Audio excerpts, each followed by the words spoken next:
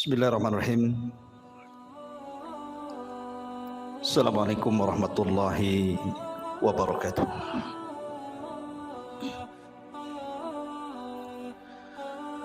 Bihamdillahi wassalatu wassalamu ala rasulillah wa ala alihi wa sahbihi wa mawalah wa la hawla wa la quwata illa billahi wa ba'du.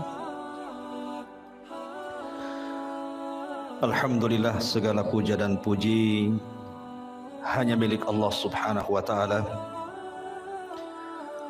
Salawat dan salam kita hadiahkan kepada Rasul kita Nabi besar Muhammad sallallahu alaihi wa ala alihi wasallam. Pembahasan di malam hari ini, karena ini kajian tematik, maka kita akan membahas tentang rihlatu ilal akhirah, perjalanan manusia dari sejak lahir, kemudian wafat, kemudian menuju alam akhirat dan segala macam yang terjadi setelah kematian, sampai Allah masukkan kita ke dalam surga, atau na'udzubillah, mungkin sebagian manusia Allah masukkan ke neraka. Ini yang kita akan bahas. Memang pembahasannya panjang, jadi saya mohon minta kesabaran jamaah sekalian, karena saya akan berusaha menyingkat tetapi tidak menghilangkan yang penting-penting dari segi akidah yang wajib diimani oleh seorang mukmin. Ma'asyiral muslimin yang dimuliakan Allah subhanahu wa ta'ala, kita tahu bahwa makhluk yang pertama kali Allah subhanahu wa ta'ala ciptakan adalah Arsyur Rahman, arsy-Nya Allah subhanahu wa ta'ala. Kemudian setelah itu Allah ciptakan air atau lautan di atas langit. Makanya Rasul mengatakan wa arsyuhu 'alal ma', dan arsy-Nya Allah itu di atas air. Kemudian setelah itu Allah subhanahu wa ta'ala ciptakan pena, dan Allah subhanahu wa ta'ala katakan kepada pena atau kolam, uktub kulla syai'in ila yaumil qiyamah, catat segala sesuatu yang akan terjadi sampai kiamat dibangkitkan. Maka kolam pun kemudian mencatat segala sesuatu yang kemudian diletakkan di sebuah papan yang disebut dengan lauh, dan papan tersebut dijaga oleh para malaikat sehingga disebut Lauhil Mahfuz. Maka setelah itu Allah subhanahu wa ta'ala menciptakan yang lainnya, termasuk menciptakan langit dan bumi dalam 6 hari. Dimulai hari Ahad, Allah ciptakan bumi 2 hari, Ahad dan Senin. Kemudian setelah itu Allah subhanahu wa ta'ala ciptakan langit hari Selasa dan Rabu. Kemudian Allah subhanahu wa ta'ala kembali ke bumi, dan Allah ciptakan segala sesuatu yang dihajatkan makhluk yang akan tinggal di bumi, seperti lautannya, hutan-hutannya, binatang-binatangnya, dari hari Kamis ke hari Jumat. Itulah yang disebutkan dalam Al-Quran bahwa Allah menciptakan langit dan bumi itu fi sittati ayyam, pada 6 hari. Makhluk yang berakal pertama yang Allah ciptakan adalah malaikat. Kemudian setelah itu jin.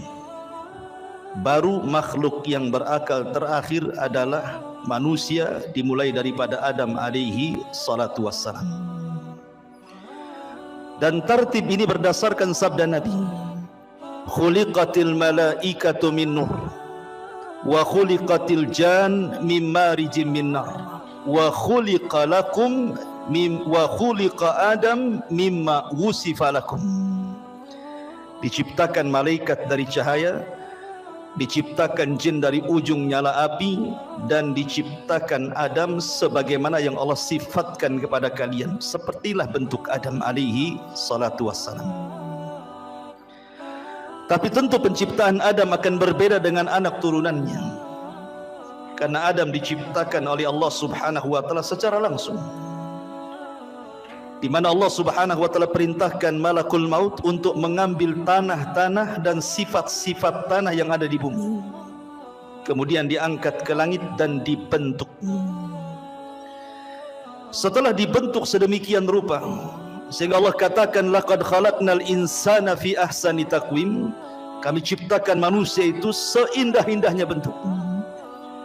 Maka Allah subhanahu wa ta'ala tiupkan ruh, dan Allah perintahkan malaikat untuk sujud kepada Adam. Wa idh qala rabbuka lil malaikati isjudu li Adam fasajadu illa iblis. Dan ketika Allah perintahkan kepada para malaikat sujudlah kepada Adam, semua malaikat sujud kecuali iblis. Iblis tidak mau sujud.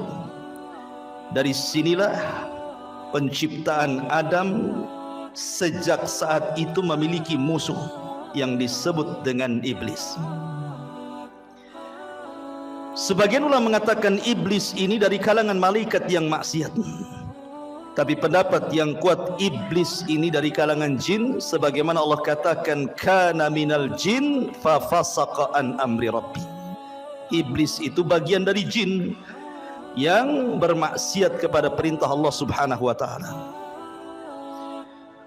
Kemudian Adam alaihi salatu wassalam Allah masukkan ke dalam sorga. Sorga itu sesuatu yang nikmat di dalamnya. Ada kebun-kebunnya, ada tanam-tanamannya, ada rumah-rumah yang indah, istana-istana yang megah, sungai-sungai yang luar biasa.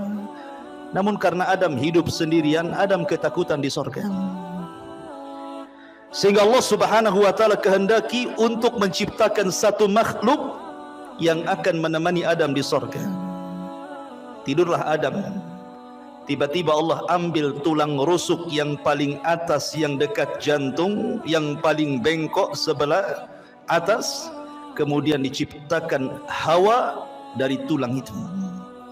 Makanya Rasul mengatakan khuliqatil mar'atu min dila'in.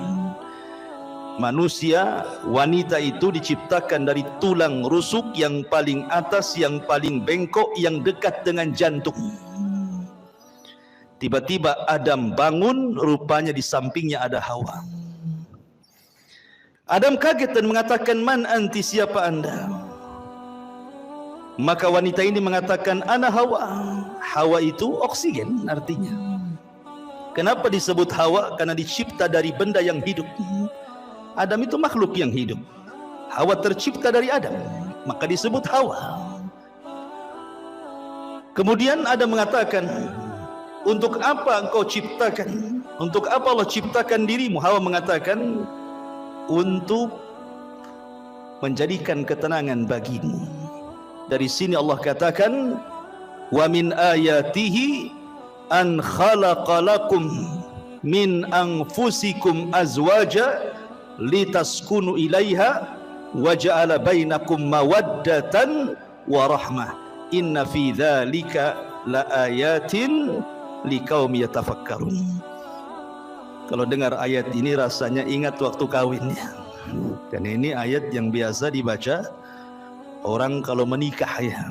Khutbah nikahnya mesti baca ayat ini.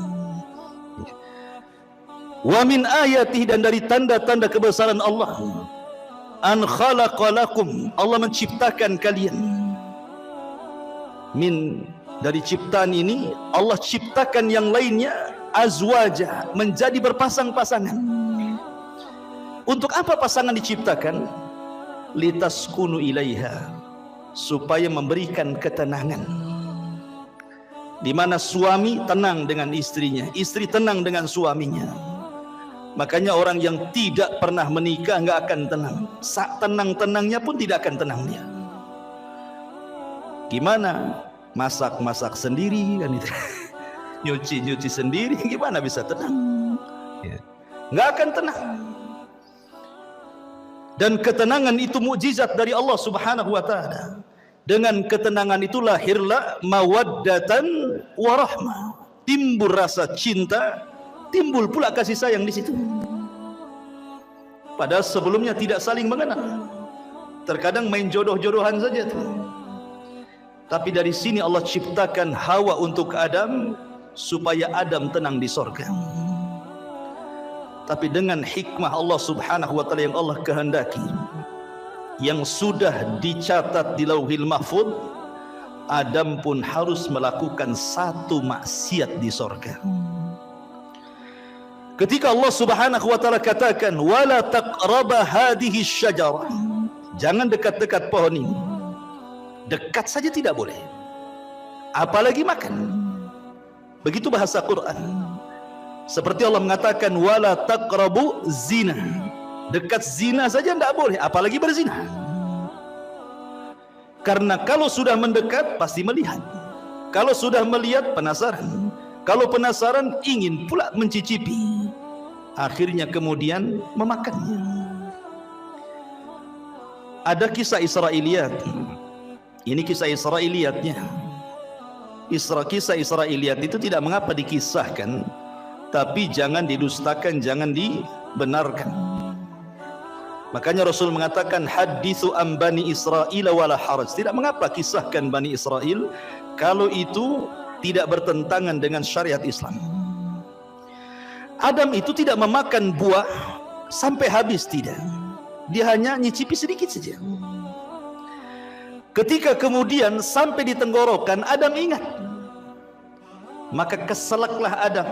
Makanya setiap laki-laki pasti ada hulkumnya di sini. Ada yang benjolan di sini kan? Ya, itu karena Adam keselak katanya. Keselak buah itu di sini, buah khuldi. Adapun Hawa habis pula dia. Wah, beda pula laki-laki dengan perempuan. Biasanya perempuan agak rakus ya. Habis dia. Dengan sebab itulah maka Allah Subhanahu wa taala uji Hawa dengan keluar darah haid. Dari situlah maka keturunannya para wanita pasti setiap bulan akan keluar darah haid. Ini kisah Israiliyat. Maka kemudian Allah Subhanahu wa taala murka. Kemudian Allah Subhanahu wa taala usir Adam, Hawa dan iblis. Dan Allah katakan qulna bitu minha jami'ah. Keluar kalian semua dari surga. Hei Adam, hei Hawa, hei iblis, keluar. Fa imma ya'tiyannakum minni hudan fala khaufun 'alaihim walahum yahzanun. Kelak setelah kalian bertiga di bumi, kami akan turunkan petunjukku. Maka siapa yang mengikuti petunjukku tidak akan merasa takut dan tidak akan bersedih hati. Dalam ayat yang lain, fala yadhillu wala yashqa. Tidak akan tersesat dan tidak mungkin celaka. Dengan takdir Allah, iblis diturunkan di lautan, Adam diturunkan di Sri Lanka, dan Hawa diturunkan di Jeddah. Maka iblis membuat istananya di atas air. Kemudian Adam harus berjalan entah berantah ke mana. Begitu juga Hawa, tidak dijelaskan waktunya. Tiba-tiba kemudian keduanya berjumpa di Muzdalifah. Kemudian keduanya pun akhirnya sampai di Arafah. Disebut Arafah karena Adam mengetahui Hawa dan Hawa pun mengenali Adam, maka disebut Arafah. Arafah itu artinya mengetahui. Maka dari situlah Allah ajarkan satu kalimat. Kalimat yang siapapun membacanya gugur semua dosanya. Apa kalimatnya? Rabbana zalamna anfusana wa illam taghfir lana wa tarhamna lanakunanna minal khasirin. Inilah kalimat yang pertama diucap di kolong langit. Adam dan Hawa diajarkan kalimat ini, fatalaqqa Adam mir rabbihi kalimat. Rabbana zalamna anfusana ya Rabb, kami telah mendolimi diri-diri kami. Kalau engkau tidak merahmati dan tidak mengampuni dosa kami, tentu kami termasuk orang-orang yang merugi. Maka Adam dan Hawa pun Allah ampuni dosa-dosanya. Kemudian keduanya diizinkan untuk masuk ke haram. Maka Adam pun menetap di tempat yang di situ dibangun Ka'bah hari ini. Itulah tempat pertama di bumi Allah diibadahi oleh manusia. Disitulah Adam beribadah bersama Hawa. Kemudian Allah Subhanahu wa taala takdirkan Adam berhubungan dengan Hawa. Dari sini anak turunan Adam penciptaannya berbeda. Sebagaimana hadis Abdullah ibn Mas'ud radhiyallahu anhu, ketika Allah Subhanahu wa taala menciptakan manusia, pertama kali Allah pertemukan air sperma, kemudian masuk ke rahim perempuan, maka 40 hari menjadi segumpal nutfah sperma. Kemudian 40 hari berikutnya menjadi segumpal darah. Kemudian 4 hari berikutnya menjadi segumpal daging. Kemudian terangkailah badan manusia. Artinya kalau sudah 4 bulan sudah berbentuk tuh. Mana kepalanya, mana tangannya, mana badannya, mana kakinya. Di USG pun tahu kelaminnya sekarang. Disitulah Allah tiupkan ruh lewat para malaikat, dan Allah perintahkan malaikat itu tiupkan ruh kepada janin itu. Kemudian catat rizkinya, catat amalannya, catat ajalnya, catat su'ul khotimah dan khusnul khotimahnya. Maka setelah 9 bulan, maka lahirlah janin tersebut menjadi manusia. Hawa melahirkan 20 kali, dan setiap lahiran selalu kembar, sehingga putra Adam berjumlah 40, 20 laki-laki dan 20 perempuan. Kemudian setelah anak-anak Adam kemudian besar, kita tahu bahwa tujuan diciptakan manusia itu disebut khalifah, karena Allah yang mengatakan, inni ja'ilun fil ardi khalifah. Apa sih khalifah itu? Khalifah itu artinya yakhlufu ba'duhu ba'dha. Artinya manusia ini makhluk yang bergenerasi. Meninggal generasi pertama, lahir generasi kedua. Meninggal generasi kedua, lahir generasi ketiga, dan begitu seterusnya. Itu disebut khalifah. Sehingga Adam harus punya keturunan, karena Adam tidak mungkin hidup selamanya. Anak-anaknya pun tidak mungkin hidup selamanya. Makanya Allah syariatkan kepada anak-anak Adam untuk menikah, tetapi dengan cara silang, di mana masing-masing kembaran tidak boleh menikah dengan kembarannya, tetapi disilangkan dengan kembaran orang lain. Maka anak terbesar Qabil dan adiknya Habil diperintah untuk menyilang. Tiba-tiba Qabil terfitnah oleh iblis. Iblis datang kepada Qabil, mewaswasi Qabil, karena selama ini iblis berusaha untuk menggoda Adam dan Hawa. Adam dan Hawa sudah kapok, tidak mungkin digoda lagi. Cukuplah godaan terjadi di sorga, sehingga iblis tidak bisa menggoda Adam dan Hawa. Akhirnya yang digoda adalah anak turunannya. Datang kepada Qabil dan mengatakan, jangan mau. Itu kembarannya si Habil itu jelek, kembaranmu cantik. Ngapain kau dapat jelek? Bagus dapat yang cantik. Dari sini kita tahu tabiat laki-laki itu suka yang cantik. Kalau perempuan ganteng itu bonus, yang penting kaya, ya kan? Cukup gitu ya. Kalau perempuan, kalau laki-laki yang penting cantik walaupun kere. Akhirnya kemudian Qabil menolak, seolah-olah ini putusan bapaknya bukan putusan Allah. Adam bukan ayah yang diktator. Dia berdoa kepada Allah untuk mencari solusi. Maka Allah Subhanahu wa taala perintahkan keduanya untuk berkurban. Dan Allah katakan watslu alaihim naba abnai adam bil haqq idh qarraba qurbanan fatuqbila min ahadihima wa lam yutaqabbal minal akhar. Ya Muhammad, bacakan kepada mereka tentang kisah dua putra Adam yang dua-duanya berkorban untuk memperebutkan pasangannya. Allah terima salah satunya dan Allah tolak yang lainnya. Yang ditolak korbannya adalah Qabil, yang diterima korbannya adalah Habil. Qabil marah dan mengatakan la aqtulannak, saya akan bunuh kamu. Karena Habil mewarisi sifat Adam. Dia mengatakan la imbasatta yadaka litaqtulani ma ana bibasiti yadiya ilaika liaqtulaka inni akhafullah. Kalau engkau hendak membunuhku silahkan, tapi aku tidak akan membunuhmu karena aku takut kepada Allah Subhanahu wa taala. Betul, Qabil berhasil membunuh Habil. Inilah pembunuhan pertama yang disebabkan hasad pertama di alam semesta. Meninggal Habil. Qabil bingung bagaimana cara penyelenggaraan jenazah, karena kan belum pernah ada orang mati saat itu. Baru Habil orang yang pertama kali mati. Mau diapakan jasad ini? Akhirnya kemudian Qabil melihat ada burung gagak yang sedang berkelahi dengan temannya. Kemudian dibunuh salah satunya. Kemudian dengan tangannya dikorek-koreklah tanah itu. Kemudian dimasukkan kawan yang dibunuhnya. Kemudian dipendam lagi. Kata Qabil, duhai kiranya aku bisa mengambil pelajaran dari gagak itu.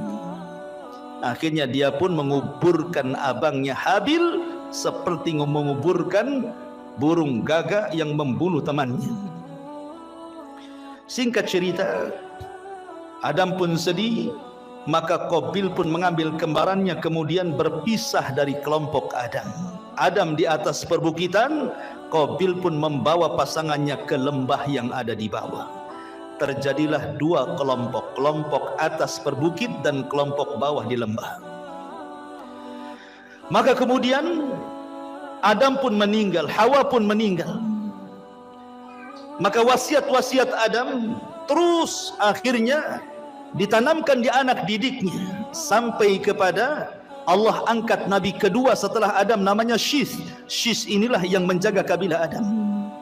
Sementara tidak diutus Nabi kepada kabilah Qabil. Rusaklah Qabil dan semua anak cucunya. Dari sini terjadi antara hak dan yang batil sudah ada. Tapi ingat, belum terjadi kesyirikan di zaman itu. Mereka masih menyembah Allah. Cuman rusak moralnya saja. Qabil dan turunannya moralnya rusak. Tapi Syith dan kaumnya masih mengikuti wasiat Adam. Apalagi Syith diberikan suhuf oleh Allah Subhanahu wa taala untuk membimbing umatnya. Singkat cerita, akhirnya Syith meninggal dunia. Kemudian diutus Idris kepada mereka, Nabi setelah Syith. Maka Idris terus berusaha untuk mendakwahi kaumnya dan kaum anak turunan Qabil. Sampai akhirnya era Nuh alaihi salatu wassalam. Kemudian terjadi bandang banjir yang luar biasa, adab sebagai kaum Nuh. Akhirnya tidak ada yang hidup kecuali perahu Nabi Nuh. Lah Nuh itu punya 3 putra, namanya Syam, Ham dan Yafis. Setelah kapal Nuh kemudian bersandar di bukit Judi Irak, kemudian 3 putra Nuh ini menyebar ke seantero dunia. Syam melahirkan keturunan Arab, Ham melahirkan orang-orang yang berkulit hitam. Kemudian Yafis ke daratan Afrika, ke daratan Asia, lahirlah kita-kita ini, turunan Yafis. Maka menyebarlah manusia kemana-mana. Kemudian diutus para nabi. 120.000 nabi diutus oleh Allah Subhanahu wa taala. 315 rasul Allah utus ke permukaan bumi. Walaupun Al-Quran hanya mencatat 25 nabi dan rasul, 18 nama diantaranya tercantum dalam satu surat, suratul An'am, dan lebihnya tersebar di beberapa ayat, di beberapa surat dalam Al-Quran, sehingga genap menjadi 25 Nabi dan Rasul. Itu yang kita kenal. Yang tidak kita kenal banyak, ribuan Nabi-Nabi yang diutus kepada Bani Israel, sampai ditutup dengan kerasulan Nabi kita Nabi Muhammad sallallahu alaihi wa ala alihi wasallam. Ma'asyiral muslimin yang dimuliakan Allah Subhanahu wa taala. Ketika kemudian Nabi sallallahu alaihi wasallam diutus, artinya sudah tidak ada nabi lagi, tidak ada rasul lagi, karena dialah penutup para nabi dan rasul. Di sini kita baru pahami ayat Al-Quran yang pertama kali saya baca tadi, fa imma ya'tiyannakum minni hudan fala khaufun alaihim walahum yahzanun. Siapapun yang mengikuti petunjukku, kata Allah, dia tidak mungkin takut dan tidak mungkin bersedih. Apa makna petunjuk di sini? Makna petunjuk di sini, Allah akan turunkan para nabi, Allah akan turunkan kitab-kitab langit. Kitab langit itu jumlahnya 104. Yang 4 ma'ruf di sana ada Taurat, ada Zabur, ada Injil, ada Quran, dan yang 100 tidak ma'ruf. Allah hanya menyebut dengan kalimat suhuf, sehingga Allah mengatakan di dalam suratul A'la, inna hadza la fi suhufil ula suhufi Ibrahim wa Musa. Maka siapapun yang mengikuti petunjuk tidak mungkin tersesat, tidak mungkin celaka di zamannya. Ketika Allah turunkan kitab Taurat, kemudian diberikan kepada Musa, itulah petunjuk Allah. Maka di zaman itu siapa yang mengikuti Musa dan Taurat tidak mungkin sesat, tidak mungkin celaka. Kemudian datang era Zabur dan Daud. Maka siapapun yang mengikuti Zabur dan juga Daud di zamannya, maka mereka tidak mungkin sesat dan celaka. Kemudian datang era Injil dan Isa. Maka siapapun yang mengikuti Injil dan Isa di zamannya tidak mungkin sesat dan celaka. Kemudian yang terakhir Allah turunkan Al-Quran, dan Allah utus Nabi kita Muhammad sallallahu alaihi wasallam. Maka siapapun yang mengikuti Nabi sallallahu alaihi wasallam dan Al-Quran, fala yadillu wala yasqa, tidak mungkin sesat dan celaka. Tetapi setiap para nabi diutus kepada kaumnya, hanya nabi kita diutus kepada seluruh manusia, jinnya dan manusianya. Wa ma khalaqtul jinna wal insa illa liya'budun. Ma'asyiral muslimin yang dimuliakan Allah Subhanahu wa taala. Kondisi manusia, Allah Subhanahu wa taala berfirman dalam Al-Qur'an, inna sa'yakum lasyatta. Inna sa'yakum lasyatta. Fa amma man a'ta wattaqa wa saddaqa bil husna fasanuyassiruhu lil yusra wa amma man bakhila wastagna wa kadzdzaba bil husna fasanuyassiruhu lil usra. Kehidupan manusia akan berbeda-beda karena Allah mengatakan inna sa'yakum lasyatta. Usaha kalian itu berbeda-beda. Ada yang dalam hidupnya manusia ini betul-betul di atas ketaatan, tidak pernah maksiat kepada Allah. Dia melaksanakan perintah Allah dan menjauhi larangan. Dia berusaha untuk menghalalkan yang Allah halalkan dan menjauhi yang diharamkan Allah. Maka orang-orang yang seperti ini hidup sesuai dengan asal penciptaan manusia. Wa ma khalaqtul jinna wal insa illa liya'budun. Tetapi ada manusia itu yang cenderung kufur. Mereka tidak melaksanakan perintah, cenderung melanggar larangan, menghalalkan yang diharamkan, mengharamkan yang dihalalkan. Maka mereka orang-orang yang celaka. Begitulah manusia. Ada yang mukmin, ada yang kafir, ada yang fasik, ada yang taat, ada yang musyrik, ada yang bertauhid, ada yang beribadah, ada yang bermaksiat. Begitulah macam-macam manusia. Allah katakan, ya ayyuhal insan innaka kadihun ila rabbika kadhan famulaki. Wahai manusia, engkau akan bekerja dengan lelah dan letih.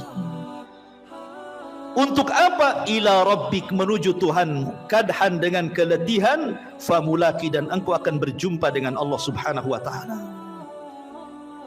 Artinya bahwa manusia dengan berbagai macam daerahnya, negaranya, bentuknya, wataknya, tujuannya satu.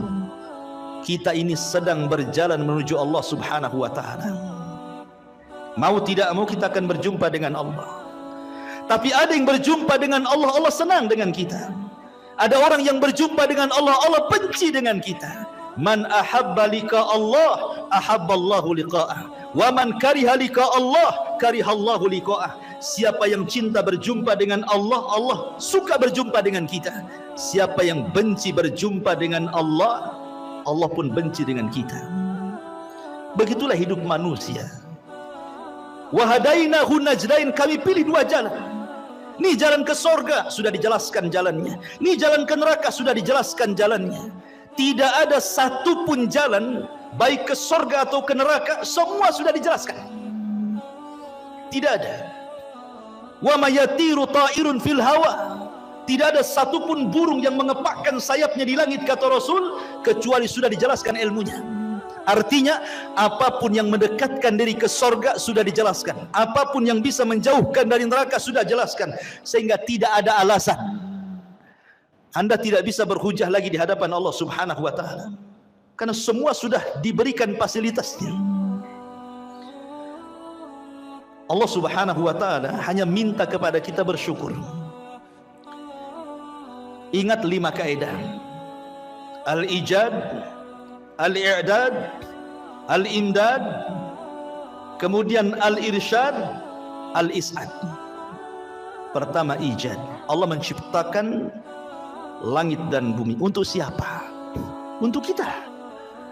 Ya. Allah ciptakan langit dan bumi itu untuk kita loh. Lihat matahari di langit, untuk siapa? Untuk kita. Kalau nggak ada matahari, ibu-ibu nggak bisa jemur pakaian. Kan itu ya. Mungkin kalau nggak ada matahari, PLN sibuk tuh. Karena harus menerangi bumi 24 jam. Mungkin antum tiap bulan mungkin gerutu-gerutu, mahal kali listrik ini. Padahal sekarang listrik cuma setengah hari saja kan. Malam saja, itu saja kalau naik udah demo tuh. Gimana kalau nggak ada matahari? Ya kan? Bulan untuk siapa? Untuk kita. Ya. Kita bisa mengambil keindahan bulan, bintang-bintang, macam-macam. Apalagi bumi. Itu disebut ijad. Allah siapkan tuh langit dan bumi untuk manusia. Kemudian yang kedua, al-i'dad. Setelah Allah ciptakan, Allah persiapkan fasilitasnya. Allah ciptakan lautan dengan berbagai macam jenis ikan-ikannya. Entah berapa jumlah ikan kita tidak tahu, dengan berbagai macam warnanya. Siapa yang ngecat ikan satu-satu? Sudah terwarnai semuanya kan?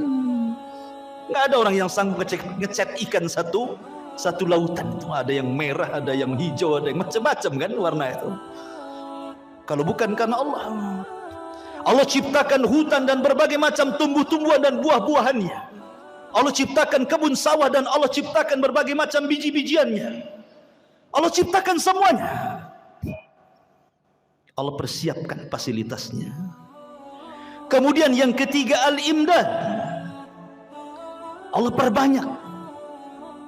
Satu pohon mangga, buahnya mungkin ada 100-200 mangga.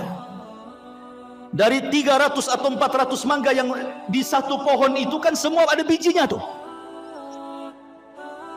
Kalau seandainya dari 100 buah mangga di satu pokok mangga ini, bijinya ditanam semuanya, dari satu tumbuh 200. Ya kan? Bahkan ada satu buah itu bijinya ratusan tuh. Seperti buah apa tuh? Yang ratusan itu. Delima kan coba. Satu pohon delima nih, buahnya kan banyak. Ini satu buah saja kalau tertanam semua bijinya, tumbuh macam-macam delima. Itu artinya Allah tidak putus pohon sampai di situ. Ada generasi pohon yang jauh lebih banyak lagi dari turunannya. Itu namanya al-imdad. Allah tidak akan putus nikmatnya. Ikan, satu ikan lahir anaknya ratusan ikan. Dari ratusan ikan lahir lagi ribuan ikan. Nggak akan terputus. Itu namanya imdad. Allah tidak akan memutus nikmat. Kemudian setelah itu yang keempat, al-irsyad. Allah arahkan manusia Mana ikan yang bisa dimakan, mana yang tidak. Mana buah yang bisa dimakan, mana yang tidak. Mana daun-daunan yang bisa dilalap, mana yang tidak. Mana yang bisa dijadikan obat, mana yang tidak. Mana yang mengenyangkan, mana yang tidak. Irsyad diarahkan, karena tidak semua bisa dimakan kan. Baru yang terakhir al-is'ad, manusia dapat mengambil faedahnya dengan makan ini jadi kenyang, makan itu jadi kenyang, minum ini jadi sehat, minum itu jadi hilang penyakit. Bahagia manusia. Allah itu sudah memberikan nikmat segalanya. Makanya Allah mengatakan fabi ayyi ala'i rabbikuma tukadziban. Nah, nikmat mana lagi yang akan kau dustakan? Nikmat mana lagi? Enggak ada ceritanya orang kelaparan kalau dia mau usaha. Orang tinggal datang ke sungai mancing dapat ikan dia. Sungai itu kan bukan milik orang. Lautan bukan milik orang. Bawa perahu nelayan tuh memanggil, ada tiketnya masuk lautan, nggak bisa, nggak ada. Mungkin di tengah lautan ada malaikat, kau bayar dulu baru kau. Nggak ada, ya kan? Anda tanam biji di sawah tuh, tinggal nunggu saja. Allah yang menghidupkan, bukan antum suruh niup-niup dia tumbuh. Kan itu ya. Tumbuh sendiri, kita tawakal saja tuh. Padi tumbuh, jagung tumbuh, semua tumbuh kan itu. Siapa yang menumbuhkan? Allah. Allah hanya minta satu. La in syakartum la azidannakum. Kalau kalian bersyukur, ku tambah. Dengan apa cara bersyukurnya? Kita disuruh untuk beribadah, itu saja. Disuruh untuk beribadah, itulah syukurnya. Makanya Allah mengatakan falyabudu rabb hadzal bait alladzi at'amahum min ju'in wa amanahum min khauf. Allah sudah berikan rasa kenyang dari rasa lapar. Allah sudah berikan rasa tenang dari rasa ketakutan. Allah hanya minta falyabudu rabb hadzal bait, sembah Rabb pemilik Ka'bah ini, Allah, itu saja. Tetapi ada manusia yang syukur, ada juga yang ingkar. Itulah manusia. Memang manusia diciptakan seperti itu. Ma'asyiral muslimin yang dimuliakan Allah Subhanahu wa taala. Allah Subhanahu wa taala tidak akan mengekalkan dunia. Dunia ini ada batas waktunya. Sejak zaman Adam alaihi salatu wassalam sampai diutusnya Nabi kita yang mulia alaihi salatu wassalam, artinya usia bumi itu semakin dekat dari kehancurannya. Karena Rasul yang mengatakan bu'istu ana was-sa'ah kahataini, diutusnya aku dengan tegaknya hari kiamat seperti ini. Rasul menegakkan syabbabah, telunjuk dengan jari tengah kemudian merapatkannya, artinya dekat sekali waktunya. Dan Allah Subhanahu wa taala Maha Adil. Allah tidak langsung sekonyong-konyong mendatangkan kiamat, tidak. Allah tidak mendatangkan kiamat langsung tiba-tiba digempakan satu dunia, tidak. Allah itu adil, rahim kepada hamba-hambanya. Diberikan kesempatan untuk tobat, diberikan kesempatan untuk masuk surga dengan dikirim tanda-tanda kiamat kecil. Dan 90% lebih tanda-tanda kiamat kecil itu hampir semua sudah terjadi dan kita bisa saksikan setiap hari ada. Hanya mungkin 10% saja yang belum terjadi. Ya kurang lebih seperti itu. Artinya 90% sudah terjadi sejak zaman Nabi sampai hari ini. Karena tanda-tanda kiamat kecil itu ada yang terjadi di zaman Nabi dan tidak akan terulang. Seperti terbelahnya bulan, itu di zaman Nabi saja, nggak mungkin terulang lagi. Ya. Kemudian diutusnya Rasul dan meninggalnya Nabi sekali saja, nggak mungkin Nabi dihidupkan lagi. Tapi ada tanda-tanda yang terus dari zaman Nabi sampai hari ini akan terulang, seperti perzinahan, minum khamr, perjudian, dan begitu seterusnya. Tapi ada tanda-tanda kiamat kecil yang belum terjadi dan pasti terjadi. Dan ada tanda-tanda kiamat kecil yang diselipkan di antara tanda-tanda kiamat besar. Apabila semua tanda-tanda kiamat kecil, ikhwan, sudah ada, sudah terjadi, maka Allah Subhanahu wa taala akan kirim tanda-tanda alamatus saatil kubra, tanda-tanda kiamat besar. Muqaddimahnya dengan khurujul Mahdi, keluarnya Imam Mahdi. Kemudian setelah itu khurujul Dajjal, keluar Dajjal.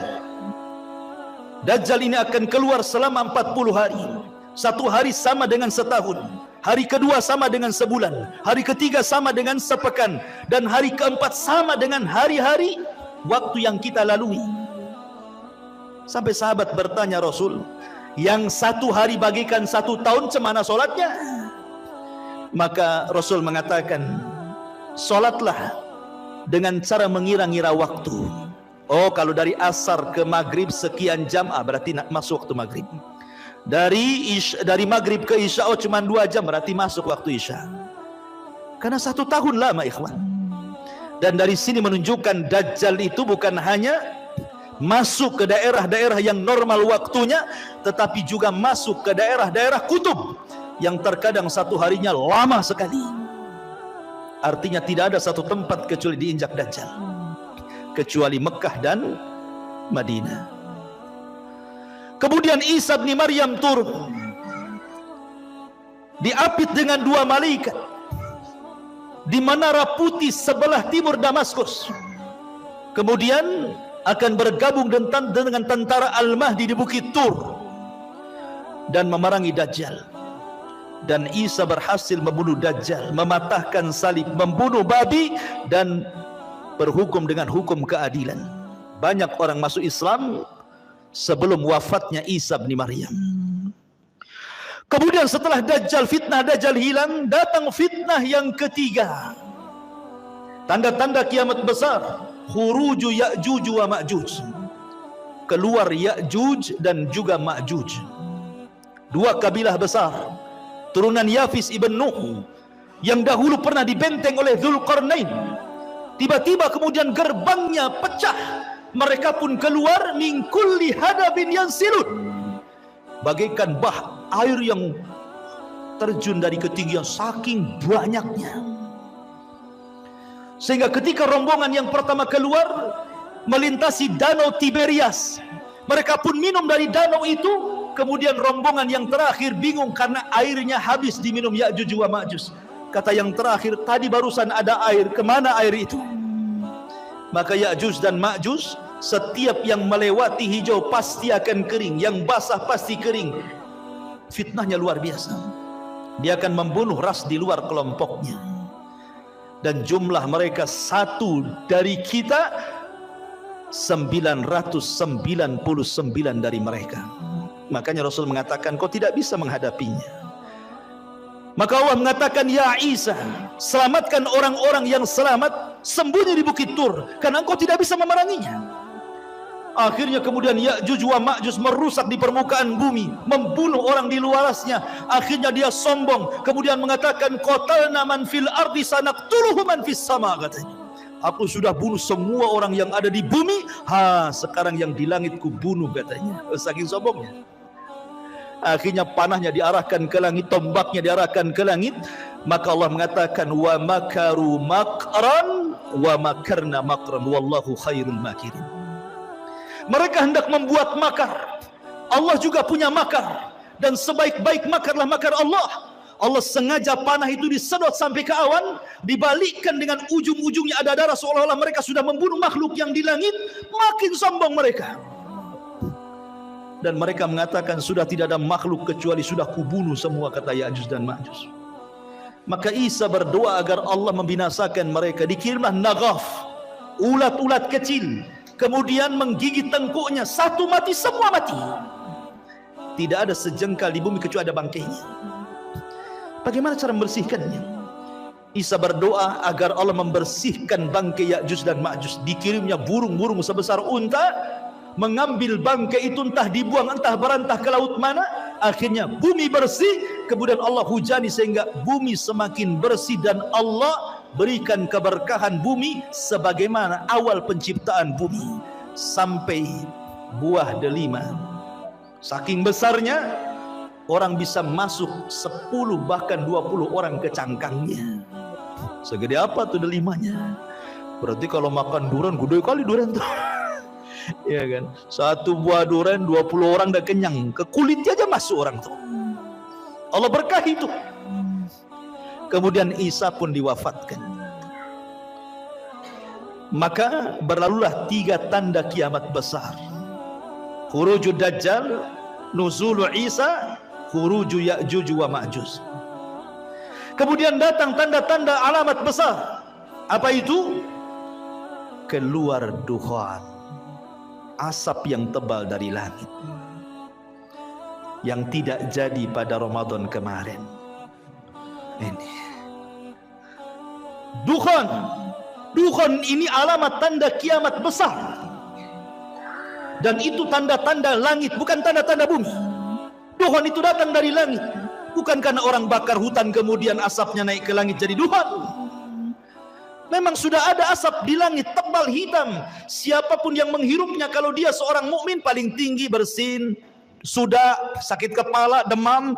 Tetapi kalau yang menghirupnya orang kafir, munafik, pelaku dosa besar, maka mereka akan merasakan kesakitan yang luar biasa, mengeluarkan darah dari telinga, hidung dan matanya, saking sakitnya. Akhirnya mereka berdoa, Allahumma kshif annal adzab, ya Allah tolong hilangkan azab ini, kami akan bertobat. Akhirnya Allah pun hilangkan. Bertobat? Tidak juga bertobat. Ketika mereka tidak mau juga kunjung bertobat, yang beriman tetap dengan keimanannya, yang kafir tetap dengan kekafirannya, yang fasik tetap dengan kefasikannya, apa yang terjadi? Allah subhanahu wa ta'ala takdirkan tiba-tiba matahari terbit dari arah barat. Ketika manusia tertidur pulas di malam hari, kemudian terbangun di pagi hari. Biasa orang-orang yang beriman, mereka bangun subuh, kemudian mereka ke masjid, kemudian mereka sholat subuh. Coba tenangkan anak-anaknya di belakang itu. Ya. Ketika kemudian orang-orang yang beriman bangun di waktu subuh, biasa mereka bangun kemudian sholat subuh. Tetapi orang-orang kafir, fasik, munafik masih terlelap tidur. Sampai waktu sudah pagi, harusnya matahari terbit, matahari tak kunjung terbit. Ditunggu sampai waktu zuhur, tidak terbit juga. Ditunggu sampai waktu asar, tidak terbit juga. Harusnya ketika matahari terbenam, tiba-tiba muncul. Harusnya matahari itu terbenam, tiba-tiba muncul. Inilah yang disebut dengan keluarnya matahari dari arah barat itu. Dan itu terjadi 3 hari berturut-turut. Semua manusia menangis, semua manusia menyesal. Orang-orang yang menyembah berhala, dibuang berhalanya. Apa manfaat membuang berhala? Ustadz sudah resign, tidak jadi ustadz lagi, karena percuma berdakwah. Tobat sudah ditutup, karena pintu tobat itu akan diterima di 2 waktu. Pertama, nyawa belum sampai di tenggorokan. Yang kedua, matahari sudah belum terbit dari arah barat.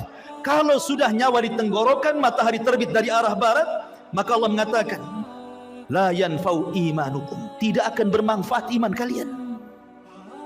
Tidak akan bermanfaat iman kalian. Lalu apa gunanya bertobat?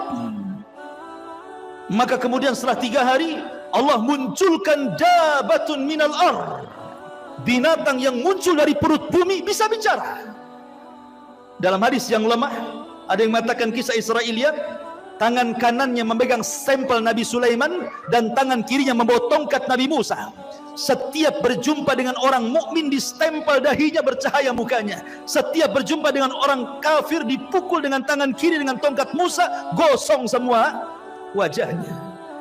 Dari situ hilang nama, yang ada hanya kalimat mukmin dan kafir. Dan tidak tersinggung kalau ada orang dikatakan mau kemana Min, mau ke pasar Fir, nggak tersinggung. Kalau sekarang tersinggung. Orang kafir kita kafirkan saja, orang Islam tersinggung. Jangan dibilang kafir, bilang non Muslim katanya. Kan itu ya. Nanti di akhir zaman loh, orang mukmin mengkafir-kafirkan orang kafir, nggak tersinggung. Kenapa pula orang sekarang tersinggung? Gitu kan aneh gitu ya. Kafir itu ada bahasanya dalam Quran, lam yakunil ladzina kafaru. Siapa kafaru? Min ahlil kitab, orang Yahudi dan Nasrani. Kalau Allah katakan Yahudi kafir, kita katakan kafir. Kalau katakan Nasrani kafir, kita katakan kafir. Harus dikatakan apa lagi? Allah yang mengatakannya, kita kan hanya mengikuti apa yang Allah katakan. Kecuali kalau Allah tidak kafirkan, Anda kafirkan, nah itu jangan. Kok Anda ini masuk ke khawarij namanya, mengkafir-kafirkan yang bukan orang kafir, akhirnya sampai mengebom sana sini jadinya. Itu manhaj takfir, tidak boleh ya. Maka setelah kemudian tidak ada satupun manusia kecuali stempel oleh dabatul ar ini, binatang yang melata yang bisa bicara ini. Binatang ini tidak membunuh, dia hanya menstempel-stempel saja. Kemudian binatang ini pergi entah berantah, hilang, karena ini tanda-tanda kiamat. Setelah itu kemudian muncul tanda-tanda yang keberapa? Yang ke-7. Pertama, Dajjal. Kedua, turunnya Isa. Ketiga, munculnya Ya'juj dan Ma'juj. Keempat, asap tebal dari langit Tuhan. Kelima, terbit matahari dari arah barat. Keenam, munculnya binatang yang melata yang keluar dari perut bumi dan bisa bicara dan menstempel manusia. Ketujuh, terjadi gempa besar dari arah timur, yang bukan hanya merobohkan satu desa, satu negara dirobohkan gara-gara gempa itu. Kemudian yang ketujuh kedelapan, gempa dari arah barat. Setelah gempa dari arah timur, dari arah barat pula gempa. Negara-negara jatuh gara-gara gempa itu. Kemudian yang ke-9, terjadi gempa besar di Jazirah Arab. Inilah yang disabdakan Nabi SAW, khasfun bil masyriq wa khasfun bil maghrib wa khasfun bi jaziratil Arab. Gempa dari arah timur, gempa dari arah barat, gempa dari Jazirah Arab. Dan yang terakhir, khurujun nar, munculnya larva, munculnya api yang besar keluar dari perut Aden Yaman dan keluar dari negeri Hijaz. Kemudian api ini bergabung di antara dua tempat ini, menggiring manusia satu dunia, kemudian mengarahkan mereka ke negeri Syam. Api ini tidak membakar manusia, tapi dia membakar yang lainnya, karena tugasnya menggiring manusia sampai ke Syam. Setelah di Syam inilah yang disebut dengan Ardul Mahsyar, bumi perkumpulan manusia satu dunia di situ. Kemudian Allah kirim angin yang sepoi-sepoi, yang dingin banget angin ini. Angin ini masuk ke ketiak-ketiak orang yang masih punya iman walaupun sebiji dzarah. Kemudian Allah cabut nyawanya sehingga tidak ada yang beriman lagi di permukaan bumi. Disinilah Nabi SAW mengatakan, la taqumu sa'ah illa ala syiraril khalqi. Tidak mungkin tegak hari kiamat kecuali orang-orang yang hidup di permukaan bumi, tersisa orang-orang kafir. Orang yang beriman tidak akan merasakan kiamat karena sudah mati semua. Yang merasakan kiamat itu orang kafir, yang Allah katakan yauma, pada hari ketiga, yanfukhu nafkhatan, di mana Allah Subhanahu wa taala memerintahkan malaikat Israfil untuk meniupkan sangkakala pertamanya. Apa yang terjadi? Idza zulzilatil ardu zilzalaha. Ketika tiupan itu ditiup oleh Israfil, maka satu bumi akan digempakan. Wa idzal biharu fujjirat, maka semua air lautan ditumpahkan ke daratan. Wa idzan nujumun tasharat, semua bintang-bintang akan dijatuhkan. Dan semua gunung-gunung akan tercabut dari pasaknya, kemudian bergeser dari tempatnya, kemudian diterbangkan seperti kapas. Ka'asfin ma'fur, seperti kapas. Kemudian dibenturkan di langit, kemudian dikembalikan ke bumi, hanya tinggal tanah, debu. Sehingga Allah mengatakan kal ihnil manfush, seperti kapas kalau diletakkan di kipas tuh terbang ke sana-sana. Itulah gunung. Berapa hari penghancuran seperti ini? Lah ketika terjadi kiamat, penghancuran alam semesta, maka Allah Subhanahu wa taala membuka seluruh pintu langit. Wa futihatis sama fakanat abwaba. Pintu langit dibuka semua. Semua malaikat keluar dari langit-langit itu. Karena langit akan digulung seperti kita menggulung kertas. Maka ketika betul-betul terjadi kiamat, Allah wafatkan semua para malaikat, Allah wafatkan semua jin, dan Allah wafatkan semua manusia. Tidak ada yang tersisa kecuali yang Allah Subhanahu wa taala izinkan untuk tidak dihancurkan pada hari kiamat. Seperti arsy, seperti kursi, seperti lauhil mahfud, seperti roh, seperti tulang ekor manusia, tidak dihancurkan, tapi semua dihancur-hancurkan. Berapa lama? Hadis Abu Hurairah radhiyallahu anhu mengatakan 40, tanpa menyebut 40 tahun, 40 bulan, 40 hari. Pokoknya 40 lah kata Abu Hurairah. Ya bisa 40 hari kehancuran alam semesta, bisa 40 bulan, bisa juga 40 tahun. Karena ketika Abu Hurairah ditanya, ya Abu Hurairah, apakah 40 hari? Fa'abaitu, aku enggan menjawabnya. Apakah 40 bulan? Fa'abaitu, aku enggan menjawabnya. Apakah 40 tahun? Fa'abaitu, aku pun enggan menjawabnya. Pokoknya 40 lah kan itu. Itu antara tiupan sangkakala pertama ke tiupan sangkakala kedua. Hancur semua alam semesta ini. Hancur semuanya. Inilah yang disebut dengan kiamatul kubra. Kiamat besar. Ada kiamat kecil, ada kiamat besar. Kiamat kecil apa? Idza mata ahadukum qamat qiyamatuhu.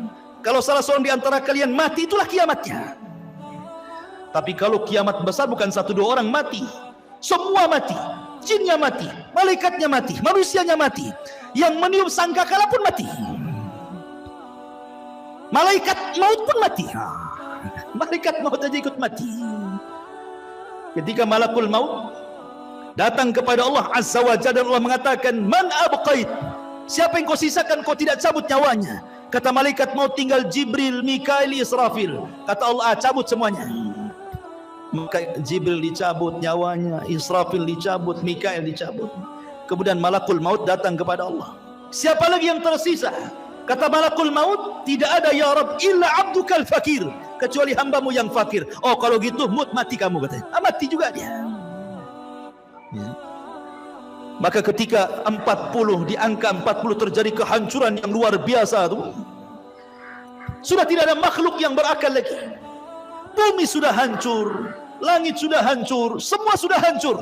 Apa yang terjadi? Allah Subhanahu wa taala berteriak, limanil mulkul yaum, limanil mulkul yaum. Kalian sudah tahu siapa yang berkuasa di alam semesta ini? Tidak ada yang menjawab. Nggak ada malaikat, nggak ada jin, nggak ada manusia, semua mati.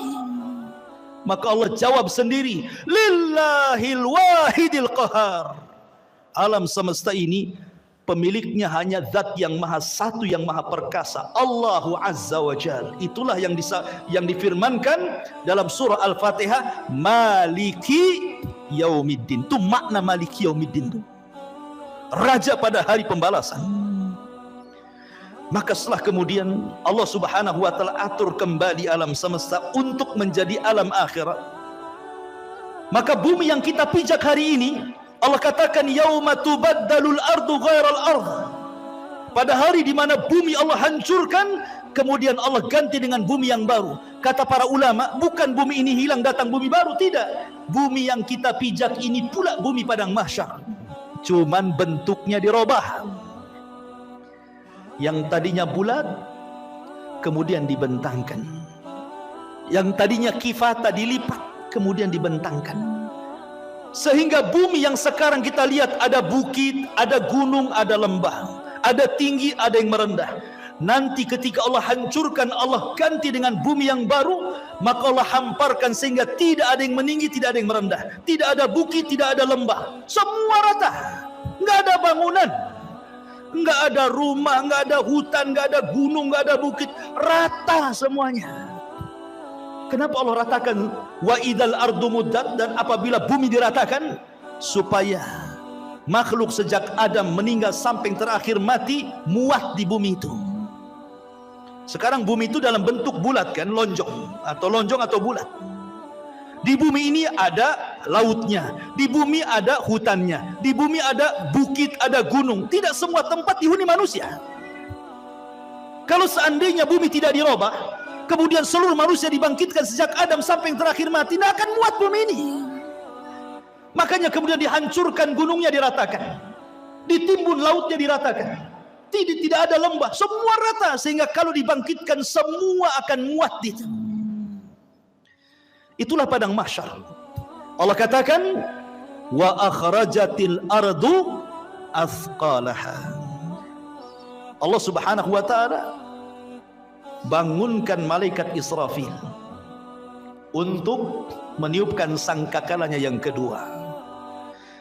Ketika Israfil kemudian bangkit, kemudian meniupkan sangkakala keduanya, maka terjadilah yaumul ba'tsi wan nusyur, hari di mana manusia dibangkitkan kemudian dikumpulkan. Maka ketika itu Allah katakan, wa akhrajatil ardu athqalaha, kami keluarkan beban-beban bumi. Maksudnya manusia, bangkai-bangkai manusia itu semua terangkai kembali dari mana? Dari tulang ekor. Karena tulang ekor manusia tidak dihancurkan pada hari kiamat. Ketika Allah tiup, memerintahkan Israfil untuk meniup sangkakala yang kedua, dari tulang ekor setiap manusia itulah tercipta manusia kembali. Padahal sudah hancur dengan kiamat kan, tapi tulang ekor tidak hancur, karena dari situ Allah kembali ciptakan kita. Kemudian jasad itu dilempar ke permukaan. Bayangkan sejak zaman Adam sampai yang terakhir mati itu jasad itu bergelimpangan di padang mahsyar. Maka Allah Subhanahu wa taala katakan, wa idzan nufus zuwijat. Apabila ruh dilesatkan dari illiyin kalau ruhnya orang yang beriman, kemudian dilesatkan dari sijin kalau ruhnya orang kafir, kemudian masuk ke jasad-jasad mereka tanpa tertukar jasadnya. Nggak mungkin antum tertukar dengan kawan antum. Salah, ini badan antum di sini kok ruhnya masuk situ? Enggak. Pasti akan pas ruh dengan jasad, ya itu juga. Ya. Disitulah manusia dibangkitkan. Ketika manusia dibangkitkan, orang-orang kafir ini digambarkan dalam surah Yasin. Ya wailana man ba'atsana mim marqadina, katanya. Duhai celaka kami, siapa yang membangunkan kami dari tidur-tidur kami ini? Maka mereka digambarkan seperti apa? Seperti larang. Al-qari'atu mal qari'ah wa ma adraka mal qari'ah. Yauma yakunun nasu kal farashil mabthus. Seperti laron. Antum tahu laron? Laron ini kalau ada lampu, maka dia akan mengejar lampu. Dan mereka terbangnya tidak ada aturan, sehingga karena tidak ada aturan diterjang kawannya. Besoknya jatuh semua, sayapnya tak kemana-mana. Begitulah kondisi manusia pada hari kiamat. Orang-orang kafir yang ke barat lari ke timur, yang dari timur lari ke barat, yang selatan lari ke utara. Mereka tidak ada tujuan seperti larang. Yauma yafirrul mar'u min akhihi wa ummihi wa abihi wa sahibatihi wa banihi likulli imri'in yauma idzin sya'nun yughni. Di mana orang lari dari saudaranya, lari dari ibu bapaknya, lari dari pasangan dan anak-anaknya. Semua manusia sibuk dengan sendirinya, kecuali orang-orang yang beriman. Dibangkitkan, tidak lari. Di sampingnya sudah ada pasangan istri, suaminya, anak, ibu, kakek, semua. Walladzina amanu wattaba'athum walladzina amanu. Dan orang-orang yang beriman, wattaba'athum dzurriyyatuhum biimanin, kemudian keimanan diikuti oleh keluarganya. Alhaqna bihim dzurriyyatuhum, maka kami kumpulkan keluarga yang beriman di satu tempat. Ketika orang-orang yang beriman ini melihat orang-orang kafir lari ke sana kemari, maka mereka hanya mengatakan, hadza ma wa'adar rahman wa sadaqal mursalun. Inilah janji dari Allah Ar-Rahman dan benarlah ucapan para nabi. Ma'asyiral muslimin yang dimuliakan Allah Subhanahu wa taala. Ketika itulah baru ada penyeru di tengah-tengah padang mahsyar.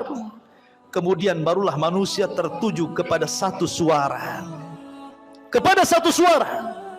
Dan Allah Subhanahu wa taala bahasakan kal jaradil muntashir, seperti belalang-belalang yang sedang berterbangan. Belalang itu kalau terbang bersama koloninya pasti akan tertuju kepada satu titik. Maka semua tertuju kepada satu titik. Di sini disebut dengan Ardul Mahsyar. Kita akan dikumpulkan. Ya.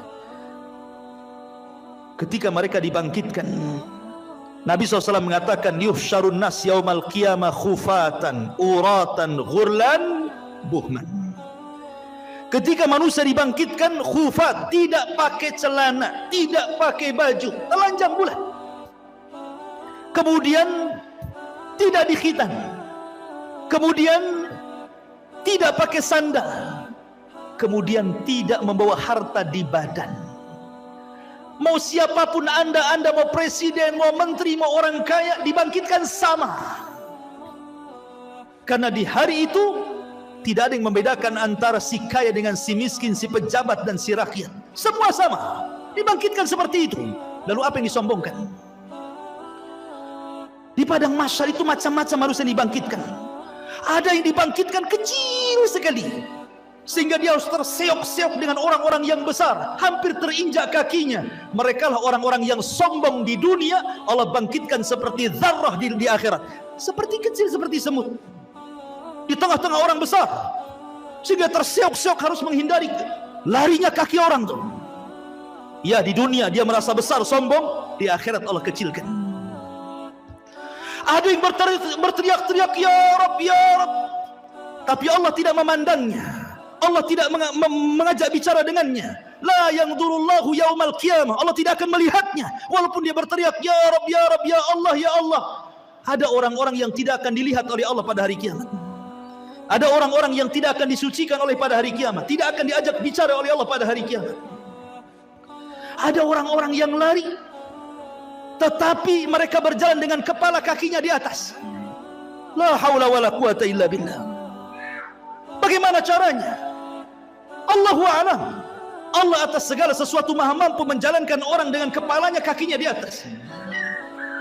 Ada orang-orang yang berjalan dengan buta, sehingga dia mengatakan, ya Rabbi lima hasyartani a'ma wa qad kuntu basira. Ya Rabb, di dunia aku melihat, kenapa di sini buta, katanya. Macam-macam orang itu di padang mahsyar itu, ikhwan.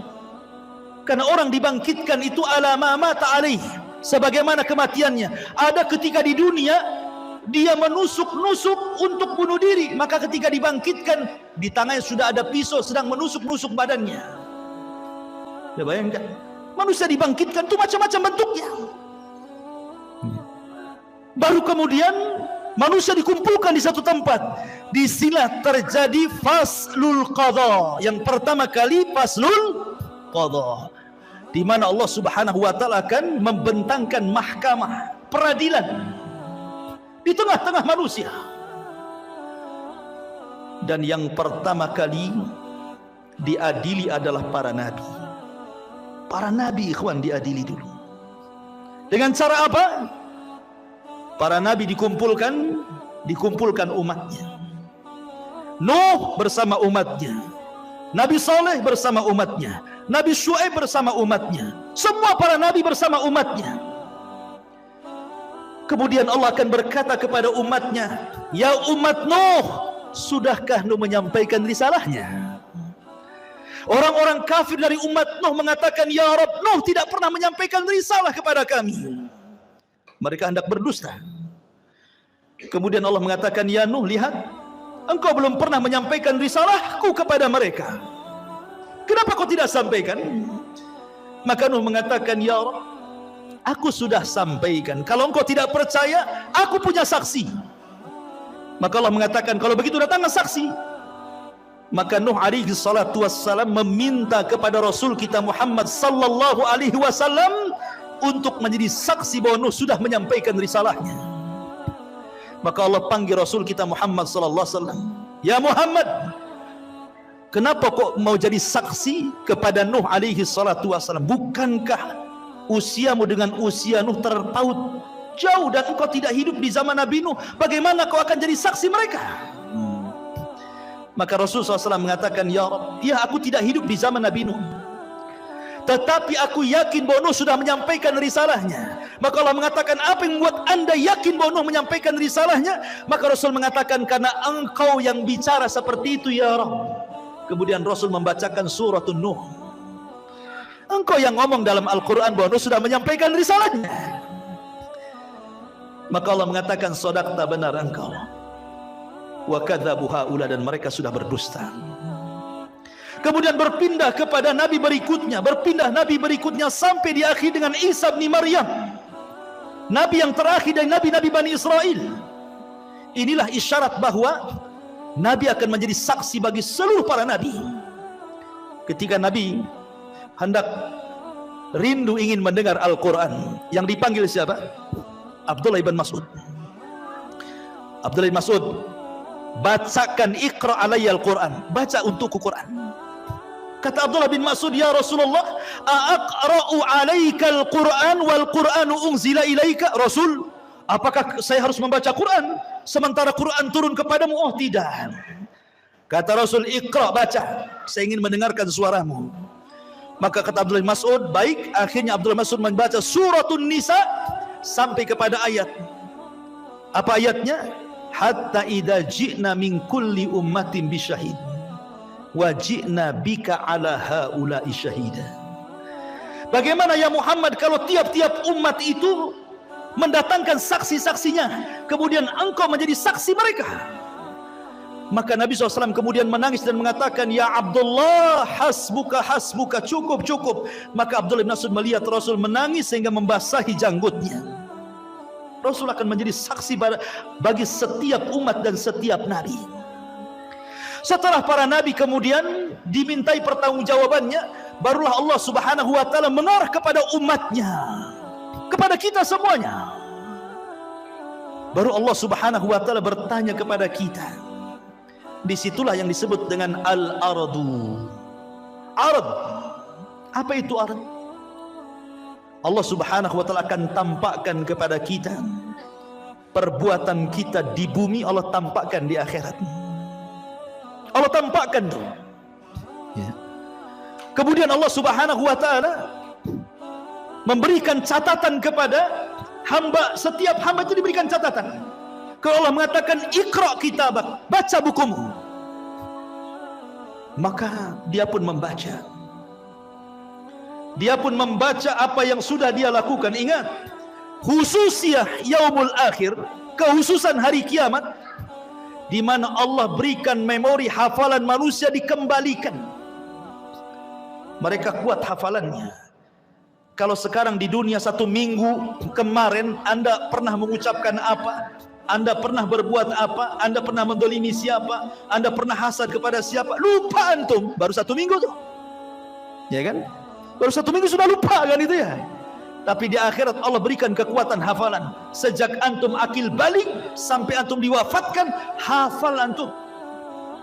Oh, jam segini hari ini tanggal sekian-sekian aku begini. Hafal. Untuk dicocokkan dengan catatannya. Dan ketika itu ikhwatu fiddin tidak bisa berdusta di hadapan Allah. Yauma nakhtimu ala afwahihim wa tukallimuna aydihim wa tashhadu arjuluhum bima kanu ya'malun. Mulut terkunci, tangan bicara, kaki menyaksikan apa yang sudah diperbuatnya. Bayangkan, saksi bukan hanya anggota badan, bahkan kulit jadi saksi. Kulit tiba-tiba bicara di hadapan Allah dan menyalahkan badannya. Akhirnya badan kemudian mengkritik kulit dan mengatakan, lima syahidtum alaina, kenapa engkau wahai kulit menjadi saksi bagi badanmu sendiri? Kata kulit, antaqanallah, Allah yang membuat bicara, aku mau apa? Tidak cukup dari situ, bumi yang kita pijak akan jadi saksi. Karena yauma idin tuhadditsu akhbaraha, pada hari itu bumi menghabarkan kisah-kisah orang yang pernah di atas bumi itu. Lautan akan jadi saksi, langit akan jadi saksi, malaikat akan jadi saksi. Siapa yang bisa mungkir dari kesalahan, ikhwan? Semua jadi saksi. Di bumi antum bisa bayar lawyer, cari yang pandai bicara, dia bisa mendustakan yang jujur didustakan. Di akhirat lawyer aja butuh lawyer. Lawyernya butuh lawyer, pengacaranya butuh pengacara. Tapi di akhirat tidak ada pengacara. Apa yang mau diacarakan? Nggak ada pengacara. Semua jadi saksi. Ma'asyiral muslimin yang dimuliakan Allah Subhanahu wa taala. Mulailah manusia dihisab. Pertama kemudian Allah Subhanahu wa taala akan terbangkan catatannya. Di situ ada yang mengambil dengan tangan kanannya, dengan tangan kirinya, dengan tangan kiri dari belakangnya, dan itu menunjukkan keselamatan dan tidaknya orang. Orang yang beriman ambil dengan tangan kanannya. Dengan bangganya dia mengatakan, "Ha umuqra'u kitabiyah." Baca kitabku katanya. Dia sudah tahu isinya baik. Itu bangga dia. Tetapi orang-orang yang mengambil catatan dengan tangan kirinya, dia mengatakan apa? Ya laitani lam uta kitabiyah wa lam adri ma hisabiyah. Duhai kiranya aku tidak mau mengambil catatanku dan aku tidak tahu apa hisabku. Sampai terakhir dia mengatakan, ma agna anni maliyah halaka anni sultaniyah. Duhai kiranya kekuasaan yang aku bangga-banggakan di dunia nggak ada manfaatnya. Duhai kiranya harta yang bertumpuk di dunia pun tidak ada faedahnya. Menyesal dia. Kan itu ya. Kemudian mereka dikumpulkan di padang mahsyar, terjadilah hisab kepada binatang. Di situ dikumpulkan semua binatang, mulai dari semut sampai kepada buaya darat, dikumpulkan semua di situ. Kenapa? Karena di antara binatang juga ada yang saling mendolimi, yang bertanduk nanduk, yang tidak bertanduk. Buaya makan ular, ular makan binatang lainnya. Binatang ini terus makan makanan sampai ke yang kecil, saling makan memakan. Zalim di antara binatang. Allah Maha Adil. Ada hisab di antara binatang. Yang tadinya kambing yang bertanduk, yang suka nanduk, yang tidak bertanduk, tanduknya dicabut, diletakkan kepada yang tidak bertanduk. Tanduklah seberapa banyak kau ditanduk di bumi. Terjadi hisab. Tapi mereka tidak diadab. Mereka hanya dihisab saja. Setelah binatang-binatang dihisab, Allah mengatakan kunu turaba, jadilah kalian tanah. Orang-orang kafir melihat ketika binatang-binatang habis dihisab jadi tanah, maka mereka mengatakan, ya laitani kuntu turaba. Duhai kiranya aku jadi tanah juga lah katanya. Tapi tidak mungkin jadi tanah. Tetap mereka dihisab dan diadab. Ikhwan, manusia akan dikumpulkan selama 50 alfasanah, 50.000 tahun dalam kondisi berdiri. Tidak ada di padang mahsyar itu yang duduk kayak antum gini, enak kali. Apalagi sambil baring bawa tikar, nggak ada tikar. Posisi mereka berdiri karena Allah mengatakan yauma yaqumun nasu lirabbil alamin. Pada hari itu manusia berdiri menghadap Rabbnya. Kenapa tidak ada yang duduk, tidak ada yang berbaring? Karena kalau duduk maka dia akan tenggelam dengan keringat. Berbaring apalagi? Bagaimana tidak, matahari diletakkan di atas kepala 1 mil. Ada orang yang bercucuran dengan keringat sehingga tenggelamlah dia dengan keringatnya. Ada yang keringatnya sedada, ada yang keringatnya sepusar, ada yang keringatnya selutut, sesuai dengan amalannya. Sesuai dengan amalannya. Dan hari itu hari yang haus sekali. Makanya orang-orang yang berhasil meminum dari telaga Rasul, lam yadma abada, dia tidak akan haus selamanya walaupun matahari di atas kepala. Likulli nabi haudun, setiap nabi punya telaga, dan yang paling besar telaga Rasul, jumlah gelasnya sejumlah langit di bumi, sejumlah langit yang ada di, sejumlah bintang yang ada di langit. Warna telaganya lebih putih dibandingkan air susu, lebih manis dibandingkan madu. Siapa yang meminumnya tidak akan haus selamanya. Adakah dari umat Rasul yang tidak akan minum? Ada. Ketika ada orang-orang yang hendak mendekati telaga Rasul di padang mahsyar itu, tiba-tiba dihalau para malaikat. Kemudian Rasulullah SAW berteriak-teriak, ummati, ummati ya Rabb, itu kan umatku, biarkan mereka minum. Lihat bagaimana rahmatnya Rasul pada umatnya. Tapi Allah mengatakan, ya Muhammad, innaka la tadri ma ahdatsu ba'daka, innahum khayyaru wa baddalu. Hei Muhammad, kau enggak tahu apa yang terjadi dengan umat mereka, sudah merubah-rubah petunjukmu, sudah merubah-rubah sunnahmu. Biarkan mereka tidak minum. Ma'asyiral muslimin yang dimuliakan Allah Azza wa Jalla, manusia akan tenggelam dengan keringatnya. Kemudian manusia pun bingung karena mereka harus berdiri, entah apa yang harus dilakukan mereka. Mereka menunggu faslul qadha. Bagaimana putusan Allah kepada mereka, masih bingung. Akhirnya mereka pun berjalan kepada Adam, ya Adam, engkau kan bapak kami, mintalah syafaat kepada Allah. Tidakkah kau lihat, tidakkah kau iba kepada kami sulit nih di sini. Kata Adam, aku nggak bisa nolong kalian. Pergi ke Nuh. Berangkatlah mereka ke Nabi Nuh alaihi salatu wassalam. Nuh juga i'tidar, tidak bisa memberikan syafaat. Kata Nuh, sebaiknya kalian kepada Ibrahim, temui Nabi Allah Ibrahim alaihi salatu wassalam. Berangkat mereka ke Nabi Allah Ibrahim. Ya Ibrahim, wahai Ibrahim, anta Khalilur Rahman, kau adalah kekasih Allah. Ala tara ila ma nahnu fi, tidakkah kau lihat, tidakkah kau iba melihat kondisi kami? Kata Ibrahim, tidak, aku pernah berdosa 3 kali. Sebaiknya kau datang kepada Musa, temui Nabi Musa. Berangkat ke Musa. Kata Musa, aku juga tidak bisa karena pernah membunuh orang. Ke Isa saja, temui Nabi Isa. Isa tidak menyebutkan uzurnya, tapi datangi Rasul Muhammad sallallahu alaihi wasallam. Datanglah mereka kepada Rasulullah. Baru kata Rasul, ana laha, kan ku coba. Rasul sujud di bawah arsy Allah dengan sujud yang lama, sampai Allah datang dan mengatakan, irfa ra'saka ya Muhammad, angkat kepalamu wahai Muhammad. Qul tusma, katakan kau didengar. Sal tu'ta, minta kau diberi. Isfa tu syafa, minta syafaat kau diberikan syafaat. Ma'asyiral muslimin yang dimuliakan Allah azza wa jalla. Kembali kepada proses hisab. Hisab ini ada 2 macam. Ada yang disebut dengan hisaban yasira, hisabnya mudah. Ada yang disebut hisaban asira, hisabnya sulit. Dan ada yang ketiga, tanpa hisab. Ada kelompok-kelompok yang tidak dihisab. Karena Rasulullah SAW pernah ditampakkan dari 70.000 umatnya, mereka tidak dihisab, tidak diazab, direct masuk surga. Kemudian ketika ditanya siapa mereka orang-orang yang tidak dihisab itu Rasul, kata Rasul, alladzina la yastarqun wa la yaktawun wa la yatatayyarun wa ala rabbihim yatawakkalun. Orang yang tidak minta diruqyah, tidak minta dikai besi panas yang digunakan untuk perobatan, dan tidak tatayur, menjadikan sial dan hoki kepada sebuah benda atau suara, dan mereka senantiasa tawakal kepada mereka. Orang-orang yang masuk surga tanpa hisab dan adab, tidak akan dikumpulkan di padang mahsyar, direct masuk surga. Tetapi orang-orang yang hisabnya sulit dan orang yang hisabnya mudah tetap di padang mahsyar. Cuman mereka tidak sampai 50.000 tahun, tergantung hisabnya. Kalau hisabnya mudah sebentar saja. Karena umat Islam, orang-orang yang beriman, hisabnya cepat. Allah hanya menghisab manusia itu setengah hari. Bagi orang-orang yang beriman, tidak sampai 50.000 tahun, setengah hari saja. Tapi setengah hari kehidupan akhirat bila dibandingkan dengan kehidupan dunia sama dengan 500 tahun.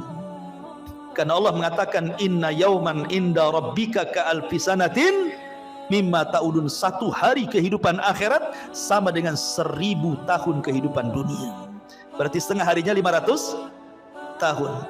Dan orang yang beriman yang mendapatkan hisab itu hanya dari ba'da zuhur ke ba'da asar saja, setengah hari. Tapi setengah hari kehidupan akhirat, bukan setengah hari kehidupan dunia. Ya, 500 tahun juga. Makanya orang-orang miskin lebih dahulu masuk surga setengah hari dibandingkan orang kaya. Orang kaya nunggu dulu 500 tahun baru masuk surga. Orang miskin masuk surga. Kenapa? Pertanyaannya berat. Min aina iktasabahu wa fima anfaqahu. Dari mana kau dapatkan harta itu? Kemana kau belanjakan? Kan itu ya. Banyak pertanyaannya. Kos-kosan 5-5-nya ditanya. Kan itu ya. Antum punya apa lagi? Mobil 3 direntalkan, semua ditanya. Dari mana kau beli mobil itu? Kemana kau belanjakan? Semua ditanya. Akan ditanya semuanya. 1 hari antum belanja seberapa kali ke mall itu? Ditanya. Kan itu. Emang nggak ditanya dibelanjakan? Semua ditanya. Ini makanan yang kita makan ditanya. Minuman yang kita minum ditanya. Makanya Allah mengatakan, falyangduril insan ila ta'ami. Hendaklah manusia melihat kepada makanan yang dimakannya. Karena semua akan ditanyakan. Allah mengatakan dalam Al-Quran,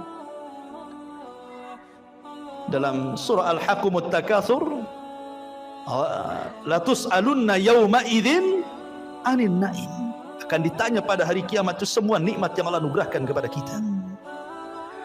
Ingat, hisab itu ada 2 cara. Orang yang berdebat dalam hisab celaka dia. pasti masuk neraka. Man nukisha fil hisab halak, kata Rasul. Orang yang melakukan perdebatan dengan Allah ketika hisab, celaka dia. Maksudnya apa?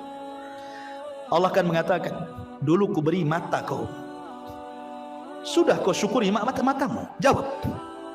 Maka dia mengatakan, belum ya Rabb. Dulu kau beri telinga, itu sebagai amanah, kau gunakan untuk apa telingamu? Untuk maksiat kau, untuk taat? Oh, untuk maksiat ya Rabb. Terjadi dialog. Ya, kalau terjadi munakosah dialog seperti ini, celaka orang ini.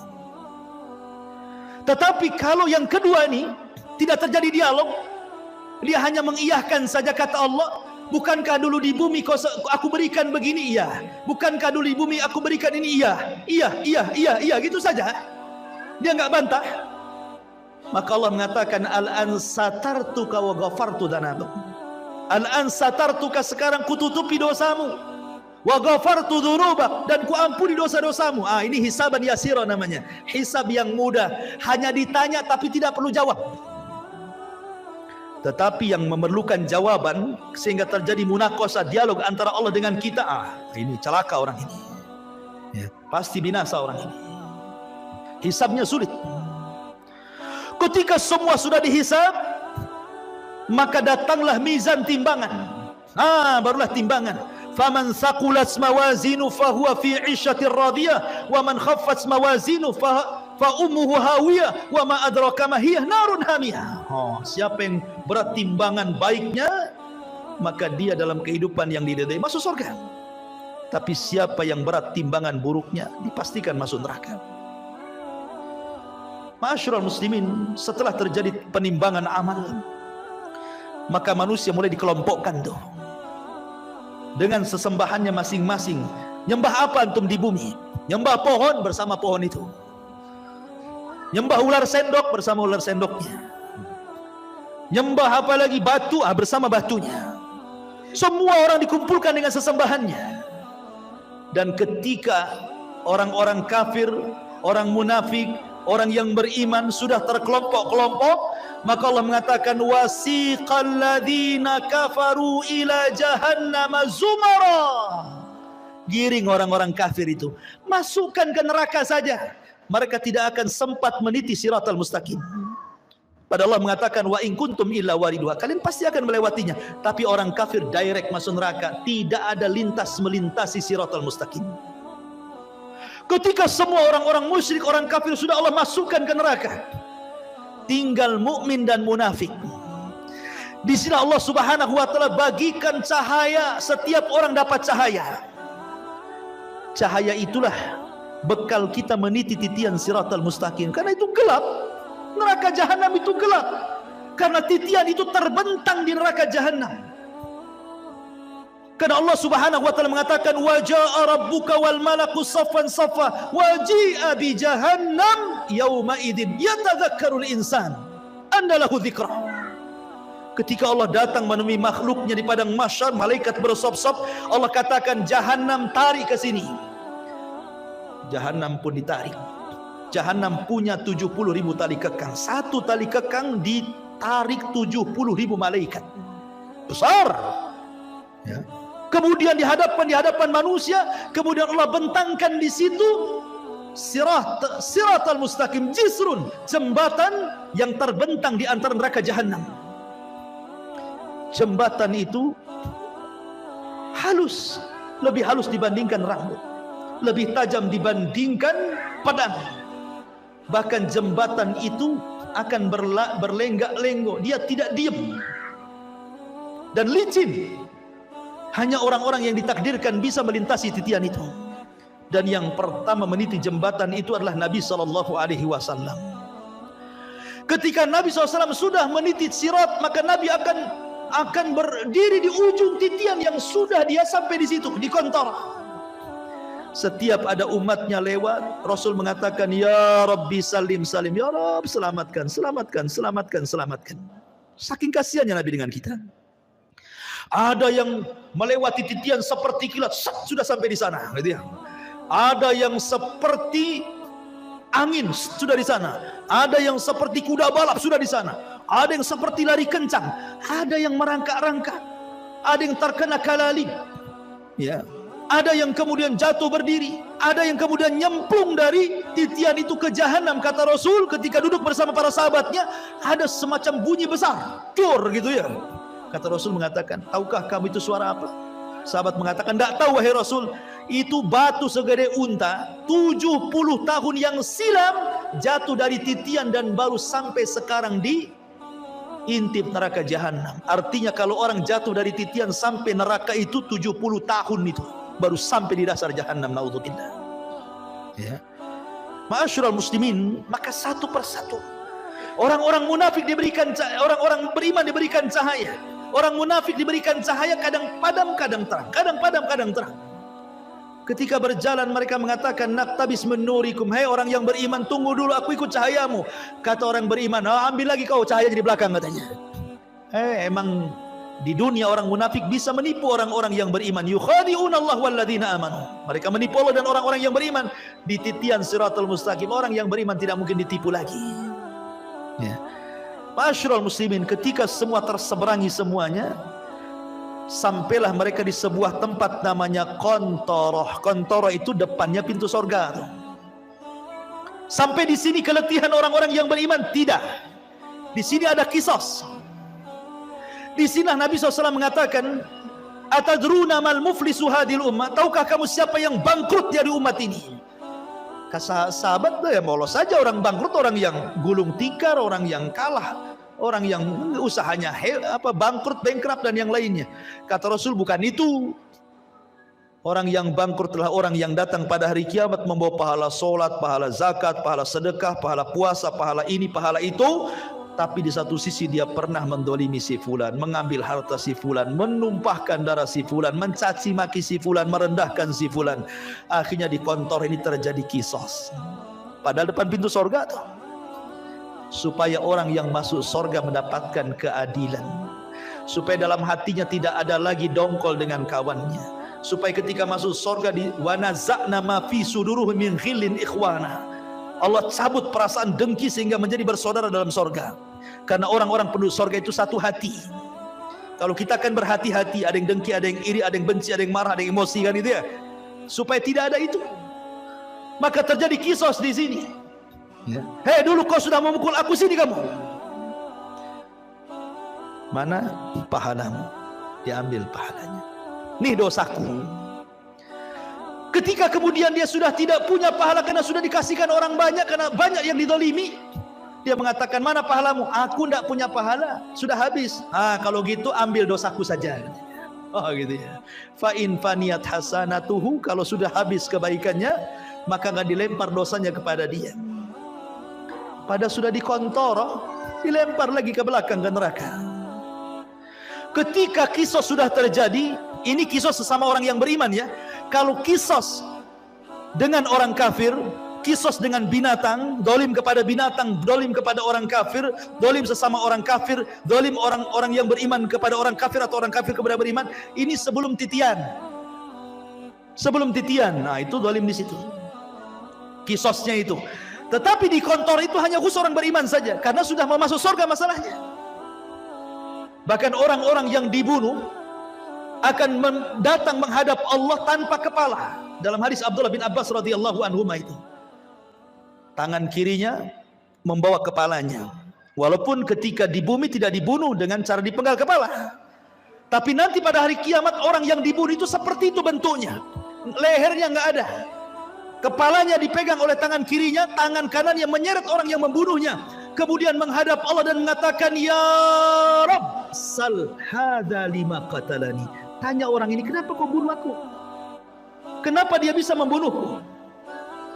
Dan bayi-bayi yang dilempar hidup-hidup kemudian mati, seperti orang-orang yang punya anak dari hasil zina kemudian malu, dilemparlah anak itu ke solokan, ke tong sampah, ke kardus, akhirnya mati.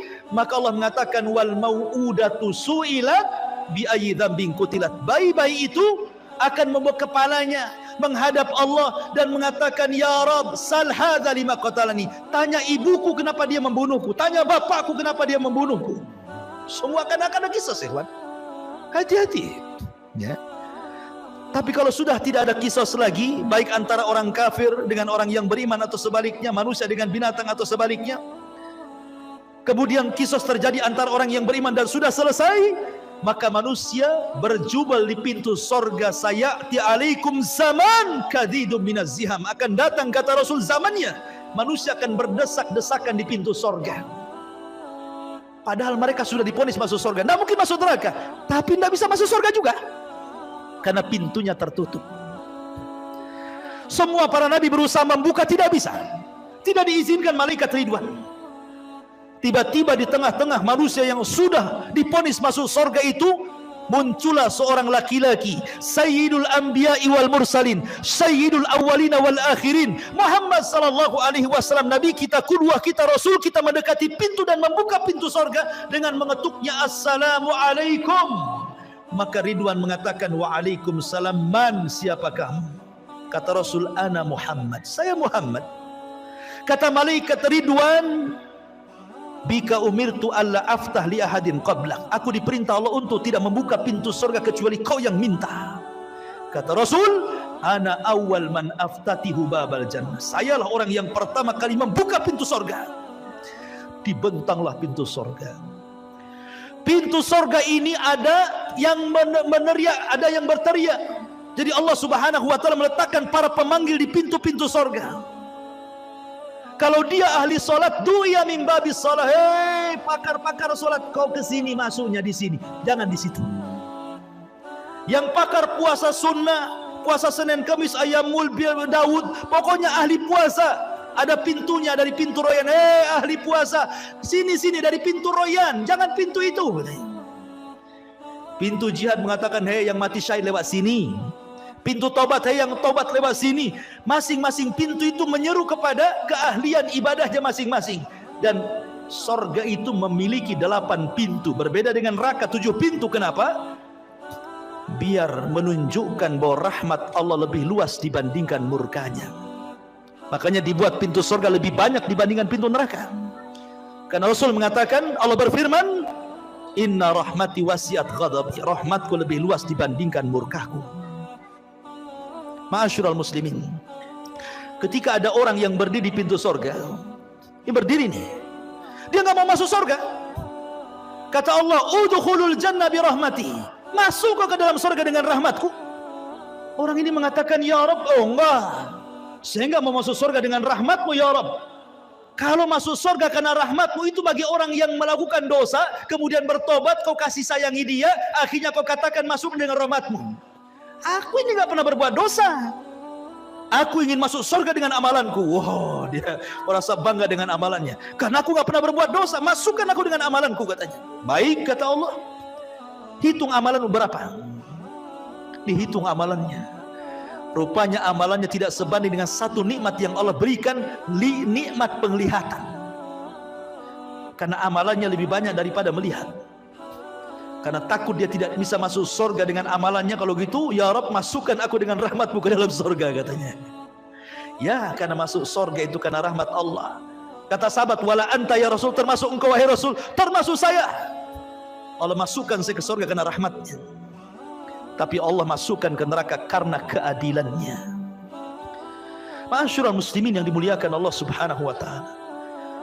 Ketika kemudian penduduk surga masuk ke dalam surga, kemudian malaikat surga mengatakan, salamun alaikum bima sabartum fa ni'ma uqbaddar. Keselamatan bagi kalian wahai penduduk surga. Pertama kali tahiyatus salam. Salamun qaulan mir rabbir rahim. Allah pun mengucapkan salam. Orang-orang tertentu saja mendapatkan salam di dunia itu, seperti Khadijah, istri Nabi. Kata Nabi SAW, Rabb dan Jibril menitipkan salam kepadamu ya Khadijah. Wah, tidak semua dapat salam dari Allah dan malaikat Jibril itu. Hanya orang-orang tertentu seperti Khadijah, karena Rasul yang mengatakan Allah dan Jibril menitipkan salam. Tapi orang masuk surga semua akan dapat salam dari Allah. Salamun qaulan mir rabbir rahim. Ya, mereka dapat salam. Dan salam itu artinya selamat, karena di surga tidak ada aib. Di sorga itu selamat semuanya. Tidak ada orang yang lisannya kotor. Tidak ada di sorga itu. Tidak ada tukang gibah, tukang gunjing, tukang caci, tukang maki, tukang merendahkan. Tidak ada. Tidak ada yang dendam. Tidak ada. Sampai kepada istri-istri tidak ada cemburu kalau antum bersama bidadari. Karena semua jadi salam. Selamat semuanya. Selamat. Aib, dari aib selamat. Antum tidak kencing, antum tidak berak, antum tidak meludah, antum tidak mengeluarkan dahak, antum tidak ada congeknya bahasa gitu. Pokoknya selamat badannya. Sampai-sampai ditanya Rasul, kalau hari-hari makan minum, cemana beraknya, cemana kencingnya? Kata Rasul, berak dan kencingnya dengan keringat. Dengan keringat. Dan keringatnya seperti minyak misi, itulah berak dan kencingnya penduduk sorga katanya. Wah, luar biasa. Ya. Selamat badannya. Wanitanya tidak haid, tidak ada nifas, tidak ada bau ketiak di sorga itu, semua wangi. Dunia antum harus bawa apa? Kadang-kadang dikasih kapur barus ketiak di bumi kan gitu ya. Di sorga nggak ada bau, nggak ada bau-bau di sorga itu, karena selamat badannya. Ya. Di sorga tidak ada nenek-nenek. Di zaman Rasul ada nenek-nenek datang kepada Rasul, aku masuk surga enggak Rasul? Kata Rasul, nenek-nenek enggak masuk surga. Nenek ini menangis, pergi dia. Kemudian Rasul mengatakan kepada sahabat, bilang sama nenek itu, bukan berarti nenek itu enggak masuk surga, maksudnya di surga enggak ada nenek-nenek. Bacakan ayat inna ansha'nahunna insha'an wa ja'alnahunna abqara uruban atraban. Kami jadikan nenek-nenek jadi gadis-gadis usianya 33 sampai 34. Semua sama usianya segitu. Ya. Dan sorga itu nikmatnya yazdah, bertambah dan bertambah. Ada sukul jannah, pasar sorga. Pasar ini setiap Jumat kalau di bumi, kalau di sorga namanya Yaumul Mazid, hari tambahan nikmat. Semua penduduk sorga ke pasar, yang laki-lakinya itu berjumpa dengan kawan-kawannya di pasar itu. Kemudian ngobrol cerita pengalaman antum di dunia. Oh, kita kan pernah ngaji di Odessa dulu. Kenal nggak antum di samping saya? Nanti itu bicarakan semua itu. Akan teringat dengan kehidupan dunia. Jadi pembicaraan nanti di pasar itu, pembicaraan kita di dunia, obrolan kita, bercandaan kita, semua akan dibicarakan di pasar surga itu. Di pasar surga itu ada jual beli. Ya. Hanya untuk berjumpa dengan kawannya, ngobrol, minum, makan di situ enak-enak. Kemudian sebelum pulang, habar riyah. Tiba-tiba Allah Subhanahu wa taala hempaskan angin, membawa debu, kemudian mengenai jasad-jasad orang yang ada di pasar sorga itu. Fayazdad husnan wa jamala, maka dia akan bertambah gantengnya, bertambah sehatnya, bertambah kekarnya, bertambah indah. Ketika pulang istrinya enggak kenal. Laqad izdastum husnan wa jamala, wahai suamiku, kenapa kau makin tampan, makin ganteng, makin itu gitu.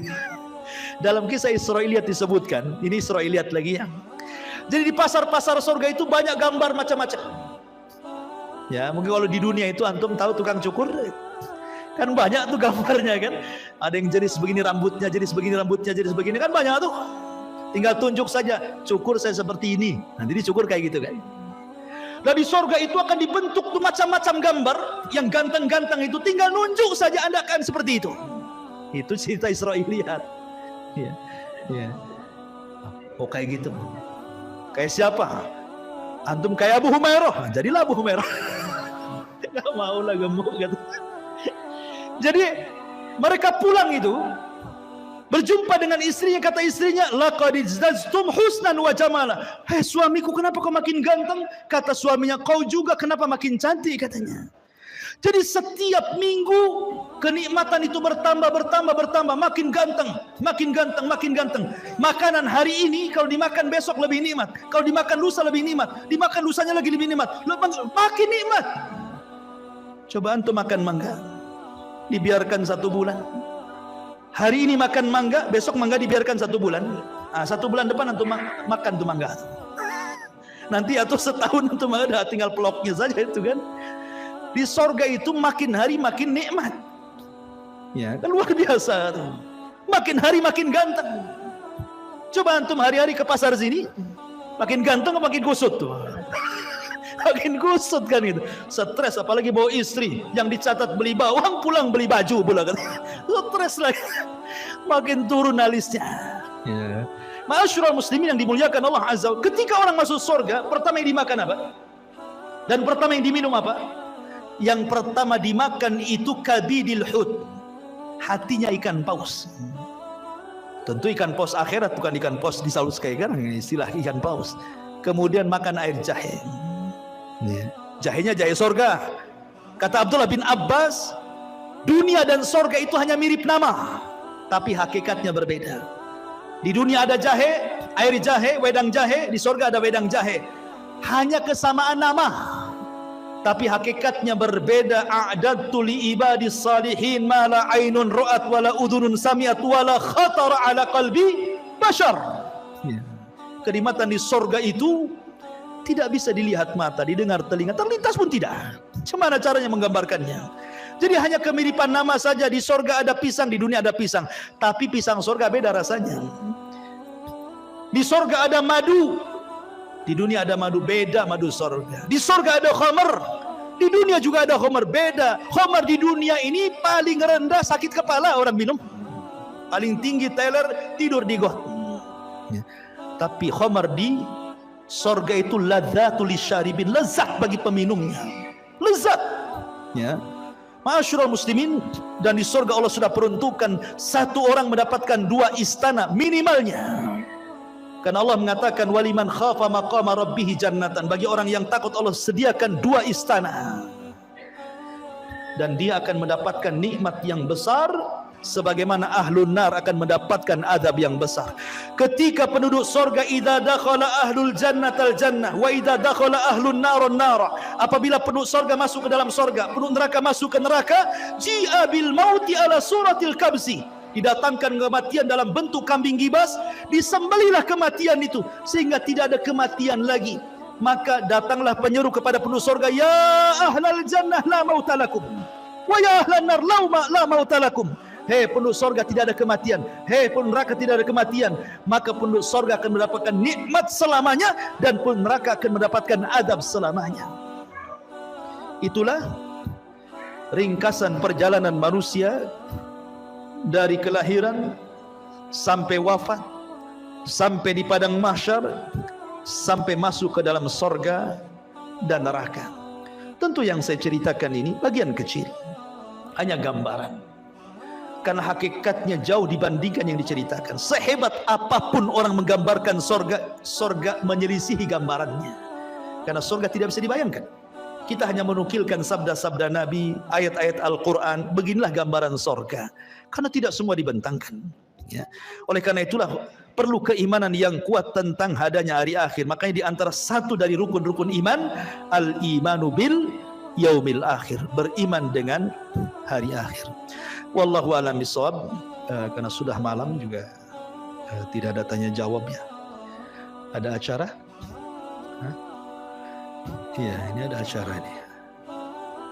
Silakan saya kembalikan ke moderator dulu.